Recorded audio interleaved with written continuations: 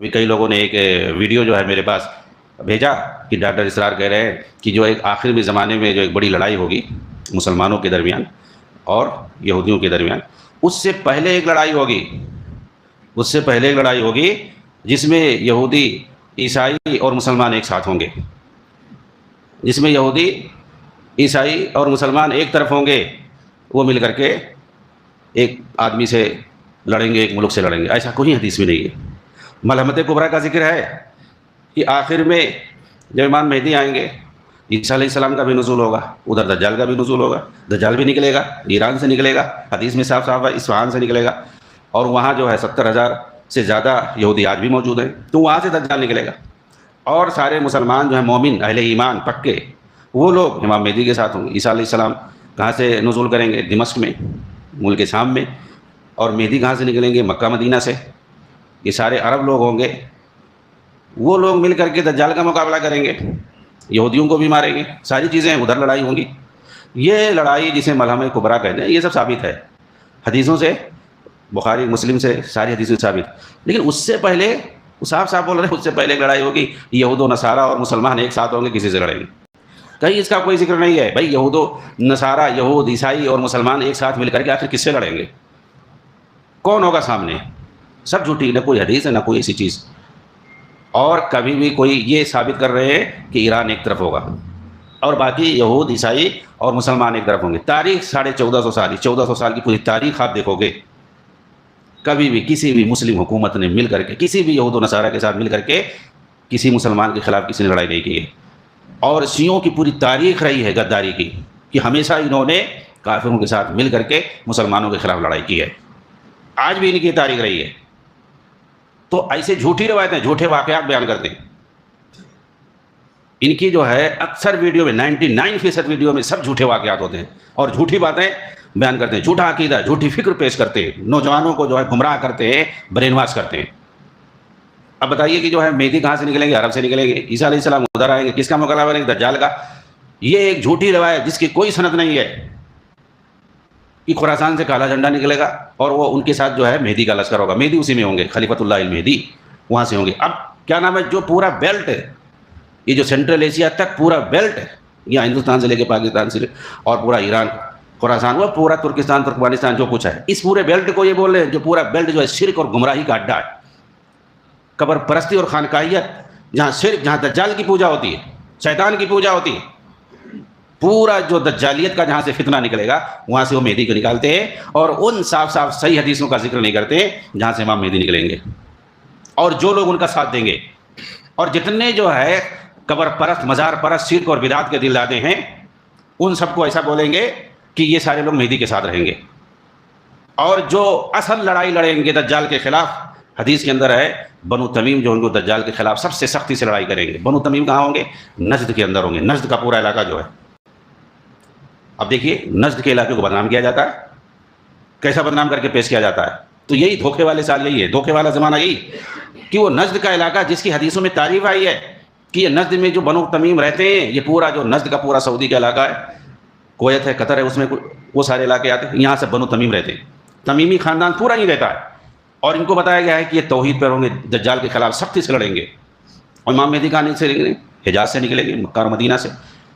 تو یہ سارے لوگ، یمن کے لوگ، مکہ مدینہ کے لوگ، اور پورے نجد کے پورے جو علاقے کو لوگ ہیں، یہ سارے لوگ کہاں ہوں گے؟ مہدی کے ساتھ ہوں گے۔ اور پھر شام کے لوگ ہوں گے، فلسطین کے لوگ ہوں گے، یہ سارے لوگ کس کے ساتھ ہوں گے؟ مہدی کے ساتھ ہوں گے۔ دجال کدھر سے آئے گا؟ مشرق سے آئے گا، عراق کی طرف سے، ایران سے، اصفہان سے، اور ادھر ہی سے اس کا پورا لشکر جائے گا لڑنے کے لیے ان لوگوں سے۔ ادھر کون ہوگا؟ ایک طرف عربوں کا لشکر ہوگا، پورے عرب کا لشکر ہوگا، جو مہدی کے ساتھ ہوں گے، اور عیسیٰ علیہ السلام آئیں گے، وہ بھی انہی کا ساتھ دیں گے۔ اور دجال اپنے پورے لشکر کے ساتھ جائے گا مشرق سے، جدھر سارے خرافات ہیں، ساری برائیاں ہیں، سارے لوگ دیکھ کر کے اس کو پورا اپنا بابا اور پیر مان لیں گے۔ وہ ایسا بولے گا، دکھائے گا، جو کہو گے وہ آپ کو دے دے گا، جو مانگو گے وہ دے دے گا، ایسا اس کا کرشمہ ہوگا، جادو ہوگا۔ تو جہاں سے دجال نکلے گا، جہاں سے دجال کا پورا لشکر ہوگا، سارے یہودی ادھر ہی سے نکلیں گے۔ آخری وقت میں بہت سارے یہودی اس کا ساتھ دیں گے دجال کا، 70,000 تو حدیثوں کے اندر ہے۔ تو آپ دیکھیں جو حدیثوں کے اندر جو صحیح بات ہے کہ عرب لوگ جو ہے مہدی کے ساتھ ہوں گے، عیسیٰ علیہ السلام ان کا ساتھ دیں گے آ کر کے، اور وہ لوگ مل کر کے دجال کو قتل کریں گے۔ لیکن ڈاکٹر اسرار کو دیکھو، عربوں کو کہہ رہے ہیں یہ سب ہلاک ہو جائیں گے، برباد ہو جائیں گے، ان کے لیے تباہی ہے، ویل للعرب وغیرہ وغیرہ جھوٹی باتیں. وہاں پر اللہ کے رسول نے کس پس منظر میں کہا ہے؟ اس وقت صرف جزیرۃ العرب ہی میں مسلمان تھے، کوئی تھا ہی نہیں جس وقت یہ بات کہی ہے. اور اس حدیث کے اندر ویل للعرب کے اندر اللہ کے رسول نے یاجوج اور ماجوج کے بارے میں بتایا گیا. یاجوج اور ماجوج کے بارے میں بتایا اللہ کے رسول نے کہ ان کا فتنہ بھی بہت بڑا فتنہ ہوگا، تمہارے لیے تباہی اگر اس فتنے سے نہ بچو تو. عربوں کو آپ نے آگاہ کیا. اس وقت وہی لوگ مسلمان تھے. تو اس کو لے کر کے بیانیہ اور نیریٹو بدل کر کے چینج کر کے یا تو بندہ ہٹ دھرمی اور جھوٹ پھیلا رہا ہے، یا تو جاہل ہے، نادان ہے، اس کو پتہ ہی نہیں ہے کہ اس کا ماصل کیا ہے، اس کا مقصد کیا ہے حدیث کا، ساری چیزیں. بس عرب سے دشمنی ہے تو ان کے خلاف، یہاں تک کہ جو امام کعبہ کے بارے میں کہنا کہ اس کی دعا بھی نہیں قبول ہو رہی، اللہ تعالیٰ منہ پہ مار دے رہا ہے. امام کعبہ کی نہیں دعا قبول ہوگی تو کس کی تمہاری قبول ہوگی؟ اس طریقے سے آدمی کسی کے بارے میں کہہ سکتا ہے کیا؟ کسی مسلمان کے بارے میں اس کا مطلب تم اسے کافر سمجھ رہے ہو. امام کعبہ کو تم کافر سمجھ رہے ہو تبھی کہہ رہے ہو کیونکہ کوئی بھی کسی مسلمان کے بارے میں اس طرح یقین کے ساتھ نہیں کہہ سکتا ہے کہ اس کی دعا نہیں قبول کرے گا اللہ تعالیٰ، اس کی دعا اس کے منہ پہ مار دے گا اللہ تعالیٰ. اسی کو کہا جائے گا جس کو بارے میں یقین ہو کہ یہ کافر ہے. بلکہ اللہ رب العالمین چاہے مسلمان ہو چاہے کافر ہو کسی کی بھی دعا قبول کر سکتا ہے، کسی کی بھی مدد کر سکتا ہے دنیا کے اندر. لیکن اللہ رب العالمین زیادہ تر، آخرت کی بات الگ ہے، دنیا کے اندر ہر ایک کی فریاد اللہ تعالیٰ سن سکتا ہے. آخرت میں اللہ رب العالمین صرف اور صرف جو اہل ایمان ہے، اہل توحید ہے، انہیں کو نجات دے گا. اور یہ کہہ رہے ہیں کہ جو ہے خانہ کعبہ کی جو ہے دعا کو اللہ تعالیٰ اس کے منہ پہ مار دے گا. یہ لوگ دعا صرف کر رہے ہیں اللہ تعالیٰ جو ہے فلسطین کے مظلوم لوگوں کو اللہ تعالیٰ تو بچا لے، صرف دعائیں کرتے رہ جائیں گے.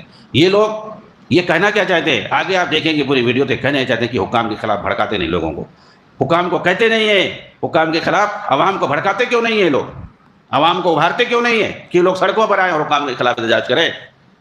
یہ وہ کہنا چاہتے ہیں. ان کی دعا اللہ قبول نہیں کرتا ہے. اللہ کے نبی نے کہا ہے صلی اللہ علیہ وسلم کہ کوئی بھی مسلمان جب دعا کرتا ہے تو اس کی دعا اللہ تعالیٰ کبھی رد نہیں کرتا ہے. اس کی دعا اللہ رد نہیں کرتا. ہمیں تو یہ سکھایا اللہ کے نبی نے کہ کوئی مسلمان جب دعا کرتا ہے تو اس کی دعا اللہ رد نہیں کرتا. یا تو اللہ تعالیٰ جو وہ بندہ مانگ رہا ہوتا ہے فوراً اس کو دے دیتا ہے، وہی چیز جو وہ مانگ رہا ہوتا ہے. یا پھر اللہ تعالیٰ اگر وہی چیز نہ دے تو اس کے اوپر آنے والی کوئی مصیبت ٹال دیتا ہے اس دعا کے بدلے. کوئی آنے والی مصیبت ہے تو اس مصیبت کو اللہ تعالیٰ ٹال دیتا ہے. اور یہ بھی بڑی چیز ہے کیونکہ ہمیں نہیں معلوم کہ ہمارے اوپر کون سی مصیبت آنے والی. اگر ہماری دعا کی وجہ سے ہماری مصیبت ٹل جاتی ہے تو یہ بہت بڑا فائدہ ہے اس دعا کا. ہو سکتا ہے جو ہم مانگ رہے ہیں اس کی کوئی حیثیت نہ ہو اس مصیبت کے مقابلے میں جو اللہ تعالیٰ ٹالنے جا رہا ہے ہمارے اوپر رحم کر کے. اور تیسری صورت یہ ہے کہ اللہ تعالیٰ اگر اس کی اس دعا کو بے عینی جو مانگ رہا ہے نہیں دیتا ہے تو اس کے بدلے جو ہے اس کو اجر اور ثواب دے گا آخرت میں. یعنی اس دعا کو اللہ تعالیٰ کنورٹ کر دے گا اجر و ثواب میں.